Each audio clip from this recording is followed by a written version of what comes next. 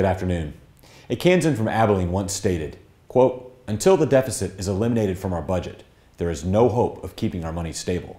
So, the fact is there must be balanced budgets before we are again on a safe and sound system in our economy."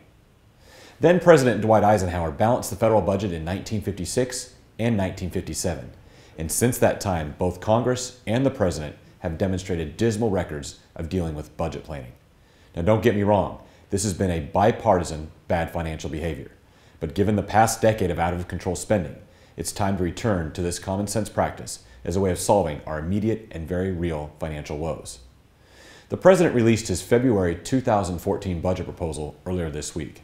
And now, for the first time in over 4 years, the House, the Senate, and the President all have submitted budgets laying out their differing blueprints for the future and showing their priorities for getting our nation's finances back in good standing. I'm proud to say in the House, our budget balances within 10 years. We concentrate on slowing the growth of the federal government, responsibly and carefully reforming federal programs, while at the same time strengthening and preserving Medicare and Social Security for future generations. And most importantly, the House budget actually pays our gigantic national $17 trillion debt down to zero within our lifetimes. And many of us are feeling the effects after just 12 short weeks ago taxes were raised on most Americans.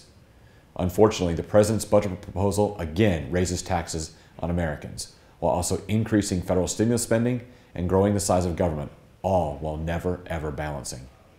I listen to Kansans, and I take their feedback with me when I travel to Washington, D.C.